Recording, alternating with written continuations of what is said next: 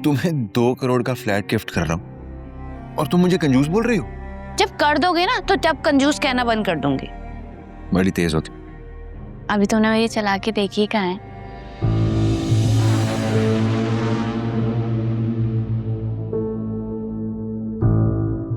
ओ तेरी खैर, ये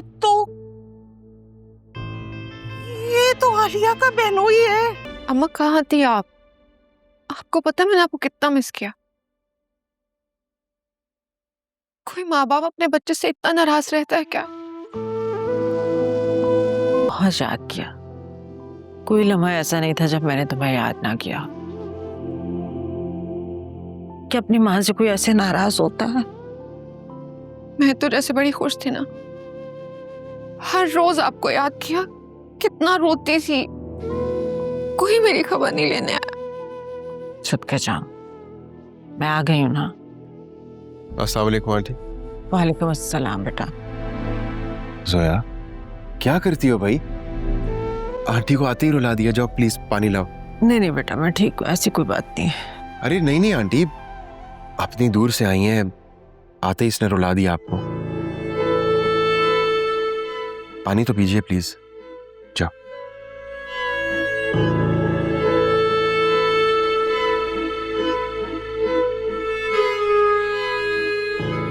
आंटी बहुत माजरत, वो उस दिन अचानक जोया की तबीयत खराब हो गई तो मुझे इसको फौरन हॉस्पिटल ले जाना पड़ा। वहां पर इतना बिजी हो गया कि आप लोगों को कुछ बता ही नहीं सका। डॉक्टर ने कहा है कि इसकी तबीयत अभी स्टेबल नहीं है, अचानक तबीयत खराब हो जाती है। साथ में उन्होंने ये भी कहा है कि इसको किसी किस्म की कोई टेंशन नहीं देनी है, बच्चे पे बुरा असर पड़ेगा।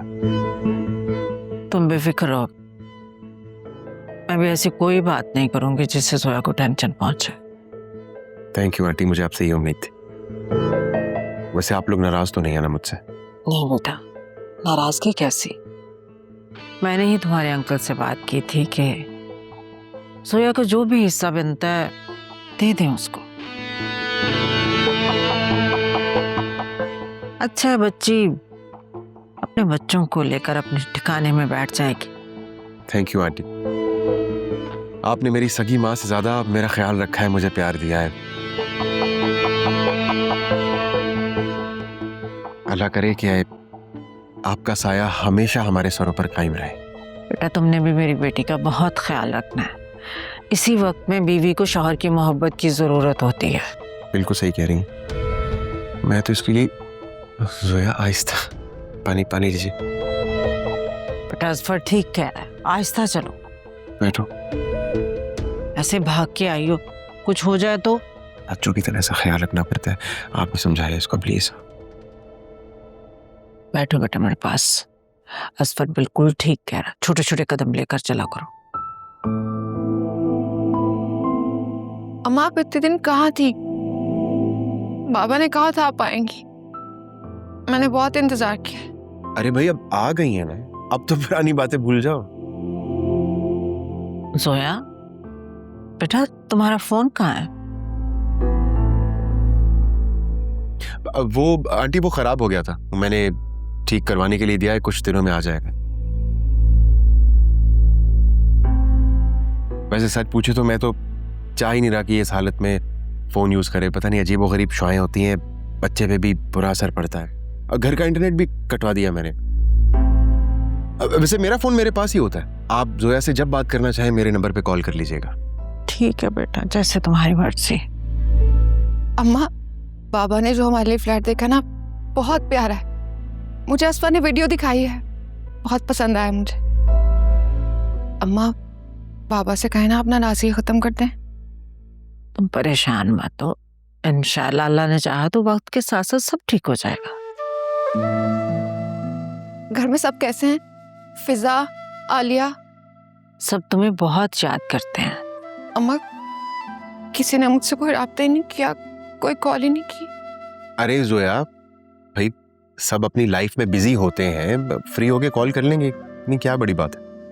हालात ही कुछ ऐसे चल रहे हैं, सब आगे पीछे होते हैं, भूल गए होंगे। बेटा कॉल नहीं आई तो इसका मतलब ये नहीं है कि कोई तुम्हें याद नहीं करता, सब बहुत याद करते हैं। बहन हो तुम।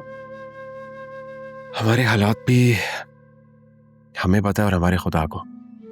पूरी पूरी रात जाग कर गुजारी है, करवटें बदलते हुए। इतनी तबीयत खराब थी जोया की। और आंटी, बहुत मुश्किल हालात देख रहे हैं हम भी, कितने जरूरतमंद हैं, और कहते हुए शर्मिंदगी भी होती है। असफर, मैं अम्मा की तरफ चली जाऊं? मुझे कुछ वक्त अम्मा के साथ गुजारना। अरे हाँ, ये कोई पूछने वाली बात है? तुम्हारी अम्मी का घर है, तुम जब चाहे चली जाओ। आप लोग बैठ के बातें करें, मैं जरा आता हूँ। ठीक है। क्यों परेशान हो रहे हो? देखना अल्लाह ने चाहा तो सब आसानी ही आसानी हो गई।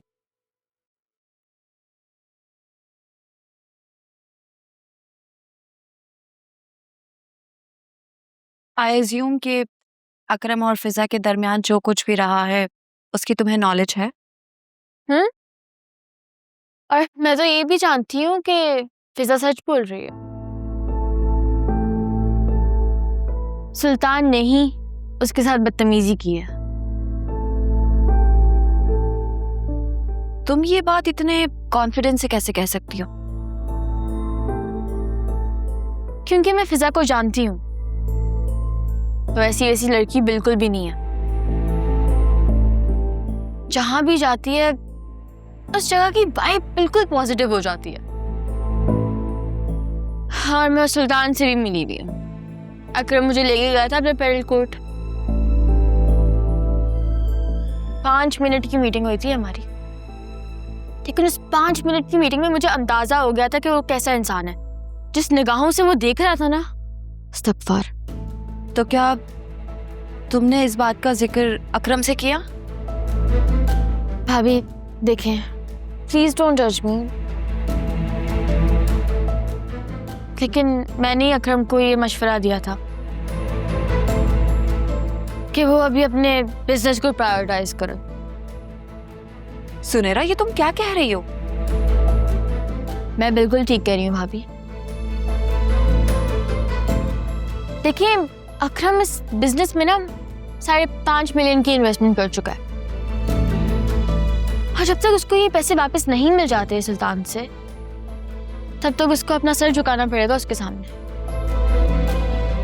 और कहीं ऐसा ना हो कि लड़ाई झगड़े में सारी रकम डूब जाए। अकरम अभी तो ट्रैक पे आया है, अभी तो उसने अपनी लाइफ सीरियसली ली है। मैं नहीं चाहती कि वो बैक टू जीरो आ जाए, और अकरम ने भी यही सोचा है। जब तक उसको पैसे नहीं मिल जाते तब तक वो सुल्तान के साथ रहेगा, जैसे ही मिलेंगे वो कट ऑफ कर लेगा उससे। Sounds very selfish. मतलब मुझे तो यकीन ही नहीं आ रहा कि तुम ऐसा सोच सकती हो।